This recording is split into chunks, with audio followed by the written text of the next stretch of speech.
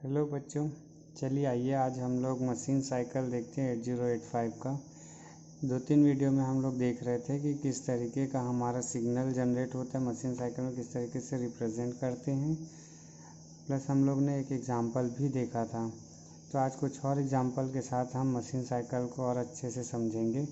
हम फिर से देखेंगे कि कौन कौन से सिग्नल को हमको मशीन साइकिल में रिप्रेजेंट करना होता है। तो आज हम एक एग्ज़ाम्पल देख रहे हैं जो कि MVI A, 35H। इस इंस्ट्रक्शन के अकॉर्डिंगली हम जानते हैं कि इसका मतलब ये होता है कि हमारा A रजिस्टर में मूव होने वाला है जो इमीडिएट डेटा है 35।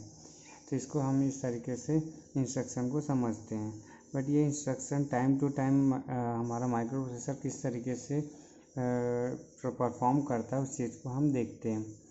तो हम जानते हैं कि हमारा जो इंस्ट्रक्शन है 2 पार्ट में डिवाइडेड होता है। एक होता है हमारा ऑप कोड और एक होता है हमारा यहाँ से लेकर यहाँ तक ऑपरेंड।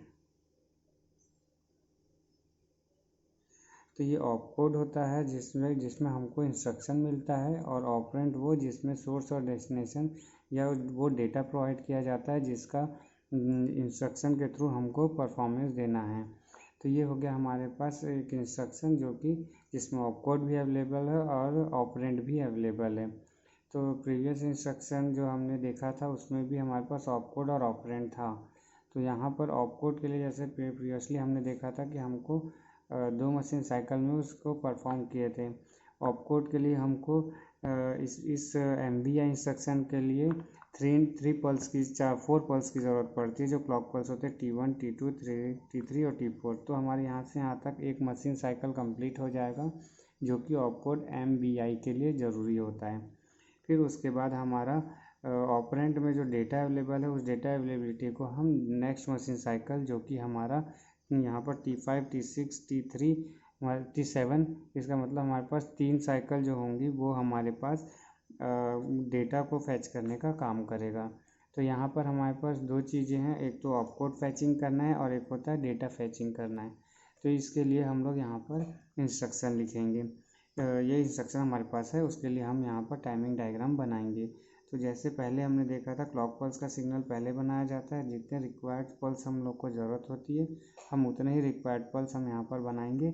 उसके बाद हमारा जो T5, T6 जो हमको ज़रूरत नहीं है उसको हम स्किप करते हुए हमारा नेक्स्ट T5 और T6 में हमारा अगला मशीन साइकिल चालू हो जाएगा। तो यहाँ से लेके यहाँ तक हमारा M1 मतलब मशीन साइकिल 1 चलेगा। फिर यहाँ से लेके यहाँ तक हमारा मशीन साइकिल 2 चलेगा, जो कि हमारा डेटा फैचिंग के लिए सिर्फ 3 क्लॉक पल्स की ज़रूरत पड़ती है, और आउटपुट को फैच करने के लिए हमारे पास 4 पल्स की ज़रूरत पड़ती है। तो चलिए लाइन से हम लोग देखते हैं कौन कौन से सिग्नल को हम लोग को रिप्रेजेंट करना होता है। तो सबसे पहले हम लोग को एड्रेस की ज़रूरत पड़ती है। तो हम एड्रेस पहले लिख लेते हैं हमारा A8 से लेके A15।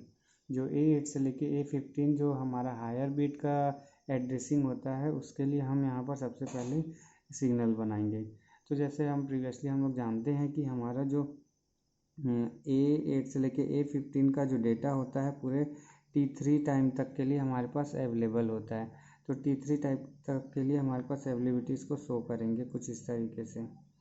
फिर उसके बाद हमारा अनस्पेसिफाइड हो जाता है, मतलब T4 में हमारा कोई भी काम नहीं होता है, मतलब हमारा यहाँ पर वो कोई भी एड्रेस हमारे पास अवेलेबल नहीं होता। यहाँ पर हमको अवेलेबिलिटी सिर्फ यहाँ पर इसकी एड्रेस होती है। तो इस समय क्योंकि ये ऑपकोड फैचिंग पहले होगा तो ऑपकोड फैचिंग के लिए हमको सबसे पहले प्रोग्राम काउंटर की ज़रूरत पड़ती है। तो हम पहले प्रोग्राम काउंटर को यहाँ पर शो करेंगे। तो हमारा program counter PC program counter का जो हायर बीट होता है उस हायर बीट को हम A8 से लेके A15 में रिप्रेजेंट करते हैं। फिर उसके बाद हमारा अगला पल्स जो होता है AD0 से AD7। तो AD0 से लेके जो AD7 होता है वो हमारा सबसे पहला जो पल्स होता है जो T1 पल्स होता है उसमें ही हमको अवेलेबल कराते हैं program counter P higher bit मतलब हमारा जो होगा PC का हायर बीट हमारा यहाँ पर अवेलेबल है, तो लोअर बीट हमारा लोअर एड्रेस पे हमको अवेलेबल कराएगा। फिर उसके बाद हमारा कुछ समय के लिए यहाँ पर T हाफ टाइम तक के लिए हमारा ये ट्राई स्टेट में जाएगा। फिर उसके बाद हमको फिर से यहाँ पर ऑपकोड फैचिंग जो टी हाफ ऑफ T2 और T हाफ ऑफ T3 के बीच का हमारा जो डेटा होता है वहाँ पर हमको प्रोग्राम काउंटर और ऑपकोड का डेटा मिलता है। मतलब प्रोग्राम काउंटर हमारा यहाँ पर PCL जो हमारा लोअर यहाँ मिलेगा और यहाँ पर ऑपकोड फैचिंग होगा। तो यहाँ पर ऑपकोड फैच होगा। तो हमारा ऑपकोड क्या है, MBI-A में मतलब MBI मूव करना है, हमारे पास डेस्टिनेशन एक्यूमुलेटर है। तो हमारे यहाँ पर प्री डिफाइंड सेट हो गया। तो हम यहाँ पर ऑपकोड को सबसे पहले जो कोड के फॉर्म में होता है, जैसे कि MBI के लिए हम लिखते हैं 3E लिखा जाता है। 3E जो होता है कोड हमारा मूव के लिए होता है। तो यहाँ पर 3E कोड जो है हमारा ऑपकोड यहाँ पर फैच होगा। फिर उसके बाद ये ट्राई स्टेट में चला जाएगा, क्योंकि हमारा सिर्फ T2 से T3 के हाफ टाइम में ही हमारा ये फैचिंग होता है। अब यहाँ पर देखेंगे जो हमारा, क्योंकि ये AD0 से AD7 हमारा मल्टीप्लेक्स होता है, तो इसको डीमल्टीप्लेक्स करना होता है। तो डीमल्टीप्लेक्स के लिए एड्रेस लैचिंग इनेबल जो स्पिन होता है ALE, उस ALE को हम यहाँ पर इनेबल करते हैं। तो हम उसको उस समय के लिए इनेबल करेंगे जब हमारा PC अपडेट होगा। मतलब हमारा PC का जो लोअर वैल्यू जो कि एड्रेस A0 से A7 के बीच में है, उसी समय हम इसको इनेबल करेंगे। तो इस समय के लिए इनेबल होगा, उसके बाद वो डिसेबल हो जाएगा। तो उस केस में ही हमको यहाँ पर प्रोग्राम काउंटर का लोअर वैल्यू यहाँ पर मिलेगा और बाकी समय में हमको वो डेटा के लिए अवेलेबल होगा। अभी यहाँ डेटा अचीव नहीं हो रहा है क्योंकि यहाँ पर ऑपकोड का फैचिंग हो रहा है। आगे देखते हैं। इसके बाद हमको एक सिग्नल की ज़रूरत पड़ती है जिसको बोलते हैं इनपुट आउटपुट मेमोरी बार। तो इनपुट आउटपुट मेमोरी बार में हमको यहाँ पर समझना है कि ये, क्योंकि ऑपकोड हमारा मेमोरी में स्टोर होता है, इसलिए मेमोरी में ही हमको इसका सिग्नल देना पड़ेगा। तो मेमोरी सिग्नल के लिए एक्टिव लो सिग्नल पेश करेंगे। तो एक एक्टिव लो करते हुए हम यहाँ पर इस तरीके से कंटिन्यूस पूरे मशीन साइकिल जो T4 तक है हम इसको 0 रखेंगे। फिर उसके बाद हम देखेंगे हमको, क्योंकि ऑपकोड है, ऑपकोड को तो क्योंकि मेमोरी से आ रहा है तो उसको रीड करने की ज़रूरत पड़ेगी। तो सिर्फ ऑपकोड जब होगा उस समय रीड करेंगे, क्योंकि प्रोग्राम काउंटर तो माइक्रो प्रोसेसर के अंदर होता है, तो इसको रीड एंड राइट नहीं किया जाता। रीड हमारा मेमोरी को किया जाता है, तो हम यहाँ पर रीड करेंगे। तो यहाँ पर रीड का ऑप्शन देने के लिए हमको, क्योंकि रीड हमारा एक्टिव लो सिग्नल है, तो इसलिए हम यहाँ पर इस तरीके से आएंगे, जब ऑपकोड हमारा अवेलेबल हो रहा है उसी समय हम इसको रीड करना है, उसके बाद इसको ऑफ कर देना है। मतलब ये जो सिंगल लाइन सिग्नल है वो इसके साथ डिपेंडेंट है। तो इस तरीके से हम इस सिग्नल को रिप्रेजेंट कर लेंगे। तो ये हो गया हमारा ऑपकोड जो कि उसके साथ डिपेंडेंट होता है। जब हमारा रीड ऑप्शन तभी आएगा जब ऑपकोड फैचिंग करने का समय होगा। अब क्योंकि जब रीड कर रहे हैं उस समय राइट नहीं करते हैं, हम माइक्रोप्रोसेसर उस समय राइट नहीं कर सकता, इसीलिए हम यहाँ पर इसको लॉजिक को 0 इसको 1 करते हुए हम इसको डिसेबल कर देंगे, क्योंकि एक्टिव लो है, इसलिए हम इसको हाई सिग्नल देंगे। इसके बाद हम यहाँ पर एक और चीज़ सिग्नल देते हैं जिसको बोलते हैं S0 और S1, जो कि स्टेटस को रिप्रेजेंट करता है। तो स्टेटस रिप्रेजेंटेशन के लिए हम यहाँ पर यहाँ पर क्योंकि मल्टी सिग्नल है, एक से ज़्यादा है, तो इसलिए हम इसको मल्टी सिग्नल वाला सिग्नल जनरेट करेंगे इस तरीके से। और ये पूरे मशीन साइकिल जहाँ तक मशीन इसका चल रहा है, मशीन साइकिल जो M1 है ऑपकोड फैचिंग का, वहाँ तक हम इसको लेके जाएंगे और ऑपकोड का सिग्नल लिखेंगे ऑपकोड फैचिंग का। तो S0 का वैल्यू होता है 1 और S1 की वैल्यू होती है 1। तो इस तरीके से हमारा ऑपकोड फैच करने का सिग्नल होता है। इस समय हमको ऑपकोड मिलता है। तो ये हो गया हमारा ऑपकोड फैचिंग करने का। अब हमारा अब क्योंकि ऑपकोड फैच हो गया, अब हमको डेटा देना है जो कि 35 हमने यहाँ पे एग्जांपल के तौर पे लिया हुआ है। तो ऑपकोड फैचिंग के बाद अब हम डेटा फैचिंग करेंगे। तो डेटा को फैच कैसे करना, फैच करने का मतलब उसको रीड करना होता है। तो इसको रीड कैसे किया जाएगा उसे देखते हैं। तो इसके लिए फिर से हम ये वैसे ही सिग्नल जनरेट करेंगे। यहाँ से हमारा अब यहाँ से प्रोग्राम काउंटर हमारा फिर से मिलेगा। प्रोग्राम काउंटर क्योंकि अपडेट हो जाता है, बढ़ जाता है, तो ये पूरे टाइम के लिए हमारा प्रोग्राम काउंटर हायर बिट यहाँ पर मिलेगा, जो कि हम यहाँ पर देख रहे थे एड्रेस रिप्रेजेंट करता है हायर काउंटर के लिए, प्रोग्राम काउंटर का हायर बिट के लिए। फिर ये कि जो कि हमारे यहाँ से ट्राई स्टेट आ रहा था, अब T5 टाइम में हमारा फिर से यहाँ पर इनेबल होगा और हमको यहाँ पर मिलेगा प्रोग्राम काउंटर, जो कि पहले पल्स के लिए प्रोग्राम काउंटर का लोअर बिट हमको यहाँ पर मिलेगा, अवेलेबल होगा। और इसी केस में हमारे पास यहाँ पर ALE भी एक्टिव होगा और बाकी समय के लिए 0 हो जाएगा। फिर ये ट्राई स्टेट आएगा, इसके हाफ टाइम तक हम यहाँ तक लेंगे, इसके भी हाफ टाइम तक। और उसके बाद ये ट्राई स्टेट में जाएगा और इस टाइमिंग में हमारे पास डेटा फैचिंग होगा। तो ये डेटा फैचिंग का जैसे कि हमारे पास एग्जांपल है 35H, तो ये 35H हमारा यहाँ पर डेटा फैचिंग का काम होगा इस टाइमिंग में। तो ये ALE हो गया। अब अगेन यहाँ पर चूँकि ये हमारा मेमोरी बेस्ड इंस्ट्रक्शन है, इसलिए हम इसको कंटिन्यूस हम इसको अगेन लो सिग्नल देंगे इस तरीके से। फिर येलो सिग्नल देने के बाद आगे हम देखेंगे अब हमारा रीड सिग्नल है, जो रीड सिग्नल किस तरीके से काम करेगा। तो रीड सिग्नल अगेन जब डेटा अवेलेबल होगा उसी समय हमको रीड कराना है, तो हम इसको उसी समय ही लो करके एक्टिव करेंगे, लो सिग्नल देकर एक्टिव करेंगे। और इसका ये क्योंकि सिंगल सिग्नल हमारा इस तरीके से रिप्रेजेंट जैसे किया जाता है डिपेंडेंट सिग्नल को, हम इसको अगेन यहाँ पर डेटा के लिए कर लेंगे। अब यहाँ पर ये हो चुका है। अगेन यहाँ पर राइट का ऑप्शन देखेंगे, क्योंकि रीड हो रहा है तो राइट नहीं करेंगे हम, यहाँ पर राइट का ऑप्शन है ही नहीं, तो इसको हम लोग यहाँ पर एक्टिव लो सिग्नल, इसलिए इसको हाई दे देंगे सिग्नल। अब यहाँ पर आ गया हमारा S0 और S1। तो S0 S1 की वैल्यू क्या होगी यहाँ पर, क्योंकि यहाँ पर डेटा का फैचिंग हो रहा है तो डेटा फैचिंग ऑप्शन यहाँ पर लिखेंगे। तो डेटा फैचिंग करने का मतलब रीड होता है या तो ऑपरेंड फैचिंग होता है, दोनों का मतलब एक ही होता है। तो इस केस में हमारा जो सिग्नल है इस सिग्नल को रिप्रेजेंट करेंगे इस पूरे मशीन साइकिल के लिए। उस केस में हमारा S0 की वैल्यू होती है 0 और S1 की वैल्यू होती है 1, और यहाँ पर हमारा ऑपरेंड फैच होता है। तो ऑपरेंड फैचिंग हुआ है तो यहाँ पर ऑपरेंड फैचिंग के लिए सिग्नल होता है S0 का वैल्यू 0, S1 की वैल्यू 1। तो ये हो गया हमारा कंप्लीट कि हम कैसे किस तरीके से एक इंस्ट्रक्शन जो कि हमारे पास अवेलेबल है, जो MVI A35 इंस्ट्रक्शन अगर हमारे पास है, तो टाइम टू टाइम हमारा माइक्रो प्रोसेसर किस तरीके से कौन कौन से सिग्नल को एक्टिव करता है एंड डीएक्टिव करता है, ये उसका एक टाइमिंग डायग्राम हो गया।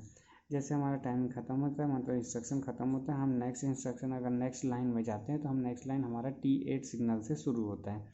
अब वो डिपेंड करता है कि हमारा वो सिग्नल डेटा फैचिंग का है कि किस चीज़ का है, वो आउटपुट क्या है, उस पर हम यहाँ पर ध्यान देते हैं कि हमारा नेक्स्ट साइकिल किस तरीके से बनेगा। तो ये हो गया हमारा मूव का इंस्ट्रक्शन, जो कि इमीडिएट डेटा को एक्यूमुलेटर में डालने के लिए हमारा किस तरीके से टाइमिंग सिग्नल काम करता है। आगे देखते हैं, हमारे पास एक और सिग्नल है जिसको हम लोग बोलते हैं यहाँ मूव। हमारा मेमोरी और रजिस्टर के बीच हमारा डेटा का ट्रांसफ़र होगा। तो इस केस के लिए हमारे पास ये कैसे किस तरीके से बिहेव करेगा और हमारा किस तरीके से टाइमिंग डायग्राम बनेगा, उस चीज़ को हम देखते हैं। तो यहाँ पर इसको चालू करने से पहले हमको एक चीज़ पता होना चाहिए, क्योंकि ये हमारा M है। तो M कहने का मतलब यहाँ पर होता है HL पेयर का एड्रेस। HL पेयर में रखा हुआ डेटा वो एज अ एड्रेस हमारा होता है। क्योंकि हम M इंस्ट्रक्शन देते हैं तो हमारा HL पेयर से ही हम डेटा के एड्रेस को अचीव करते हैं और पर्टिकुलर मेमोरी लोकेशन में जाकर डेटा का मूवमेंट करते हैं पर्टिकुलर गिवन रजिस्टर में। तो ये करने के लिए हमको क्या करना होगा कि हमको यहाँ पर मेमोरी बेस्ड इंस्ट्रक्शन है, इसलिए हमको HL पेयर पे ध्यान देना है कि HL पेयर का फैचिंग होगा, ना कि मेमोरी का फैचिंग होगा। तो इस केस में हमको यहाँ पर ध्यान रखना है। तो यहाँ पर देख रहे हैं हमारा मूव का इंस्ट्रक्शन, क्योंकि ऑप कोड है हमारे पास, यहाँ रजिस्टर भी डेस्टिनेशन भी हमको पता हुआ है। पहले हमको यहाँ देखना है सोर्स क्या है। तो सोर्स हमारा मेमोरी बेस्ड है, तो इसलिए हम यहाँ पर डेटा को यहाँ पर रीड करेंगे, राइट नहीं करेंगे। रीड है क्योंकि डेटा हमारा मेमोरी से आ रहा है, तो इसलिए जो मेमोरी से डेटा माइक्रो प्रोसेसर की ओर ट्रैवल करता है तो उस प्रोसेस को बोलते हैं रीड करना। तो रीड करने का ऑप्शन यहाँ पर डाला जाएगा। तो इसको लाइन बाय लाइन हम लोग अब देखते हैं कि इसको किस तरीके से हम लोग रिप्रेजेंट करेंगे। तो चलिए लाइन बाय लाइन चालू करते हैं। तो ये पहला सिग्नल में यहाँ पे क्लॉक पल्स का जो है, क्लॉक को हम यहाँ मैं दर्शाया हुआ हूँ यहाँ भी, क्योंकि पहला ऑप कोड को दर्शाते हैं, उसके बाद हमारा सोर्स को दर्शाया जाता है, और ज़रूरत पड़े तो डेस्टिनेशन को बाद में। तो पहले हमारा ऑप कोड होता है, फिर सोर्स होता है, उसके बाद डेस्टिनेशन होता है। तो डेस्टिनेशन क्योंकि रजिस्टर है तो वो मेमोरी में नहीं, हमारा माइक्रो प्रोसेसर में होता है। तो इसलिए हमको यहाँ पर 2 मशीन साइकिल की ज़रूरत पड़ेगी। अगर वो रजिस्टर टू रजिस्टर होता तो हमको सिंगल साइकिल जो ऑप कोड में ही हमारा कंप्लीट हो जाता। तो यहाँ पर मेमोरी बेस्ड है, इसीलिए हमको दूसरा मशीन साइकिल की भी ज़रूरत पड़ेगी, जो कि क्योंकि डेटा फैचिंग का है, इसलिए हमको T1 T2 T3 में ही हमारा डेटा फैच हो जाएगा। और ऑपकोड फैचिंग के लिए हमको T1 T2 T3 T4 signal की ज़रूरत पड़ती है। तो इस टाइमिंग में हमारा किस तरीके से काम करेगा, चलिए देखते हैं लाइन बाय लाइन कौन कौन से सिग्नल को हमको रिप्रेजेंट करना है। तो लाइन बाय लाइन हम चलते हैं। पहला हम सिग्नल देंगे A8 से लेके A15। तो A8 से लेके A15 क्योंकि मल्टीप्लेक्स सिग्नल होता है, तो इसको मल्टीप्लेक्स सिग्नल के लिए हम जानते हैं कि हम इस तरीके से रिप्रेजेंट करते हैं। तो ये डेटा हमारा T3 कंप्लीट होता है, वहाँ तक हमारा ये अवेलेबल होता है। तो इस तरीके से हम यहाँ पर सिग्नल को रिप्रेजेंट करेंगे। जैसे ही T4 चालू होता है हमारा ये सिग्नल अनस्पेसिफाइड हो जाता है, मतलब A8 से लेके A15 में हमारे पास वो कोई भी डेटा नहीं है, मतलब हम उसको एज अ डेटा नहीं मानते हैं। हमारा सिर्फ जो डेटा A8 से लेके A15 में है वही हमारा एक्चुअली हमारा मेन सिग्नल है। तो उस केस में हमको यहाँ पर, क्योंकि ऑपकोड फैचिंग हो रहा है, इसलिए हम यहाँ पर लिखेंगे ये PCH। तो मतलब प्रोग्राम काउंटर का हायर बिट हमको एड्रेस लाइन में मिलता है यहाँ पर। तो प्रोग्राम काउंटर हमको यहाँ पर T1 से T3 में मिल गया। अब आगे देखेंगे हमारा जो नेक्स्ट सिग्नल होता है AD0 से लेके AD7। तो AD0 से लेके AD7 सिग्नल अगेन यहाँ पर मल्टीप्लेक्स सिग्नल है, तो इसको मल्टीप्लेक्स तरीके से हम इसको रिप्रेजेंट करेंगे। और जो T1 टाइम पर ही हमारा क्या होता है, प्रोग्राम काउंटर का लोअर बिट हमको अवेलेबल होता है, और उसी समय ही हमको ये मिलता है। क्योंकि ये एड्रेस में मिलता है तो एड्रेस लाइन में मिलता है, इसलिए हमको यहाँ पर ALE जो होता है एड्रेस लैचिंग इनेबल, उसको हमको एक्टिव करना होता है। तो हम इसको उस समय के लिए एक्टिव करते हैं, बाकी समय के लिए डीएक्टिवेट कर देते हैं। तो ये हमारा पहले मशीन साइकिल के लिए यहाँ से T4 तक हम डीएक्टिवेटेड रखेंगे। आगे देखेंगे प्रोग्राम काउंटर, जो लोअर बिट प्रोग्राम काउंटर है उसका जो T2 के हाफ टाइम तक हमारा ये ट्राई स्टेट में रहता है। फिर उसके बाद अगेन ये T1/2 ऑफ T3 तक हमारा क्या हो जाता है, ये एक्टिव होता है। उसके बाद अगेन ये हमारा ट्राई स्टेट में चला जाता है। तो ये हो गया हमारा ऑपकोड फैचिंग का। तो यहाँ पर सिग्नल हमारा ऑपकोड फैच होगा इस केस में। तो ये हो गया हमारा ऑपकोड फैचिंग। आगे देखेंगे, आगे हमारे पास नेक्स्ट सिग्नल होता है जो कि इनपुट आउटपुट इनेबल का होता है। तो यहाँ पर ऑपकोड जो है हमारा जो इनपुट आउटपुट मेमोरी बार है उसको हम यहाँ पर रिप्रेजेंट करेंगे। तो इनपुट आउटपुट मेमोरी बार के लिए हम इस केस में इसको 0 रखेंगे, क्योंकि एक्टिव लो रखना है, क्योंकि मेमोरी से रीड किया जाता है इसका, तो इसलिए हमको मेमोरी सेलेक्ट करना होगा और इसको हम लोग 0 सिग्नल देंगे। तो मेमोरी यहाँ पर सेलेक्ट हो जाएगा। आगे नेक्स्ट सिग्नल हमारा होता है रीड का। तो रीड बार को हम यहाँ पर देखेंगे। रीड बार के केस में हम लोग जब ऑपकोड फैच होगा उसी समय हमारा रीड सिग्नल एक्टिव होगा। तो रीड सिग्नल को हम जब ऑपकोड आया है उसी समय ही एक्टिव करेंगे, और बाकी समय हमारा ये डीएक्टिवेटेड हो जाएगा। अगेन यहाँ सिग्नल को हम इस तरीके से रिप्रेजेंट करेंगे डिपेंडेंसी शो करने के लिए, इस तरीके से। ये हो गया हमारा डिपेंडेंट। अगेन यहाँ पर हम लिखेंगे राइट का ऑप्शन चेक करेंगे। तो राइट का ऑप्शन यहाँ पर राइट नहीं किया जा रहा है, रीड किया जा रहा है। तो राइट के लिए हम यहाँ पर हाई सिग्नल देते हुए इसे डीएक्टिव कर देंगे। अब आगे देखेंगे हमारा नेक्स्ट होता है जो कि S0 और S1 है। तो S0 S1 यहाँ पर मल्टीप्लेक्स सिग्नल है। तो यहाँ पर हम मल्टीप्लेक्स सिग्नल को पूरे मशीन साइकिल 1 तक इसको एक्सटेंड करेंगे, और हमारा सिग्नल लिखेंगे S0 की वैल्यू होती है हमारी यहाँ पर 1, और S1 की वैल्यू भी 1 होती है। तो उस समय क्या होता है, हमारा ऑपकोड फैच होता है। तो ये सिग्नल स्टेटस सिग्नल हमारा इस तरीके से रिप्रेजेंट करेंगे। आगे देखते हैं, अब हमारा मेमोरी को फैच करना है। तो मेमोरी फैच करने के लिए, क्योंकि मेमोरी रिलेटेड हमारा इंस्ट्रक्शन है, तो यहाँ पर देख रहे हैं कि हमको HL पेयर का डेटा को एक्सेस करना है, तभी हमारा यहाँ पर डेटा हमको मिलेगा। तो इसके लिए हमको यहाँ पर अब जो नेक्स्ट जो है, जहाँ यहाँ पर देख रहे थे हमारा प्रोग्राम काउंटर रीड किया जा रहा था, लेकिन अब की बार हम लोग यहाँ पर रीड करेंगे higher bit of HL pair. तो HL पेयर का हायर बिट H होता है, इसका होता है L। तो इस केस में हमारा T1 से लेके T3 तक हमारा H रजिस्टर रीड होगा एड्रेसिंग के लिए। तो यहाँ से लेके यहाँ तक हमारा H रजिस्टर ही हमारा रीड होता है। तो इस एड्रेस जो A8 से लेके A15 में H रजिस्टर का डेटा फैच होगा। आगे देखेंगे हमारा जो T1 टाइम में, इस केस में हमारा पहला जो बिट होता है लोअर बिट के लिए होता है। जैसे यहाँ पर प्रोग्राम काउंटर का लोअर बिट लिए थे, तो वैसे H का लोअर हमारा होता है L। तो L को यहाँ पर फैच किया गया, तो यहाँ पर हम लोग को L रजिस्टर का डेटा मिलेगा। इस केस में। फिर आगे बढ़ेंगे, ये ट्राई स्टेट में जाएगा। ट्राई स्टेट में जाएगा T2 के हाफ टाइम से T3 के हाफ टाइम तक हमको यहाँ पर डेटा मिलेगा। जो डेटा हमको इस रजिस्टर के थ्रू जिस मेमोरी लोकेशन में हमको मिलेगा वो डेटा हमको इस टाइमिंग में मिलेगा T2 के हाफ से T3 हाफ तक। उसके बाद ये फिर से ट्राई स्टेट में चला जाएगा। आगे देखते हैं ALE, क्योंकि हमको यहाँ पर इनेबल करना पड़ेगा, क्योंकि ये एड्रेस का लोअर बिट है, तो एड्रेस बिट को इनेबल करने के लिए हमको यहाँ पर अगेन यहाँ पर इसको हाई सिग्नल देने के बाद इसको लो कर देंगे बाकी टाइमिंग के लिए। तो ये हो गया हमारा लोअर बिट के एड्रेस को एक्सेस करने के लिए। आगे हमारे पास जो कि क्योंकि ये भी अगेन मेमोरी रिलेटेड सिग्नल है, तो इसलिए मेमोरी रिलेटेड सिग्नल होने के कारण हम इसको एक्टिव लो रखेंगे। मेमोरी को ही हम लोग को सेलेक्ट करके रखना है। आगे फिर नेक्स्ट हमारे पास जो है रीड का है, क्योंकि रीड हमारा डेटा उसी समय रीड होगा जिस समय हमारा रीड सिग्नल एक्टिव होगा, तो उस समय हम इसको एक्टिव करेंगे।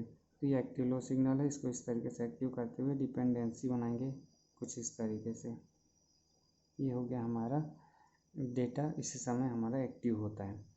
आगे हमारा क्योंकि रीड का ऑप्शन है, इसको डायरेक्ट 0 कर देंगे, तो एक्टिव लो कर देंगे, इसका एक्टिव हाई सिग्नल दे देंगे। फिर आगे हमारे स्टेटस सिग्नल को यहाँ पर चेक करना है, तो स्टेटस सिग्नल जो हमारा आखिरी समय तक हमारा कुछ इस तरीके से रहेगा। S0 की वैल्यू हो जाएगी 0 और S1 की वैल्यू हो जाएगी 1।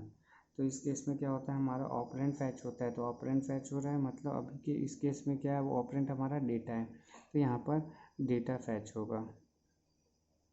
तो ये डेटा फैच करने का टाइमिंग होगा इस केस में। तो इस चीज़ को मेमोरी रीड भी कहा जाता है। तो ये हो गया हमारा कंप्लीट, कि हम 2 एग्जाम्पल के थ्रू समझे कि हमारा टाइमिंग डायग्राम किस तरीके से काम करता है। तो एक होता है, एक इंस्ट्रक्शन से हम समझे थे MBI A, 35 इमीडिएट डेटा के साथ, और एक इंस्ट्रक्शन समझे जो रजिस्टर से मेमोरी में शिफ्ट करने का जो इंस्ट्रक्शन होता है उसके लिए टाइमिंग डायग्राम कैसे बनाया जाएगा। तो यहाँ पर बस सारे सिग्नल जितने भी हम टाइमिंग डायग्राम बनाते हैं, हमको बस इतने ही सिग्नल को रिप्रेजेंट करना होता है। इन सिग्नल को ही ध्यान रखते हुए हम पूरे एक्टिविटी को रिप्रेजेंट करते हैं। यहाँ पर भी वही होगा कि नेक्स्ट इंस्ट्रक्शन के बाद जो इस इंस्ट्रक्शन जैसे हमारा ऑपरेंट या डेटा फैचिंग हो जाएगा, उसके बाद हमारा नेक्स्ट इंस्ट्रक्शन यहाँ से चालू होगा। ये machine cycle 1 and machine cycle 2, next machine cycle आगे बढ़ेगा। तो नेक्स्ट वीडियो में मैं और भी आपके लिए इसी तरीके का जो एग्जाम्पल से बना हुआ टाइमिंग डायग्राम है उसको और एक्सप्लेन करूँगा। वो थोड़े और टिपिकल होंगे जिसमें हमारे मशीन साइकिल ज़्यादा यूज़ होते हैं। मैं वो वाले इंस्ट्रक्शन को नेक्स्ट वीडियो में एक्सप्लेन करूँगा। Okay, thank you.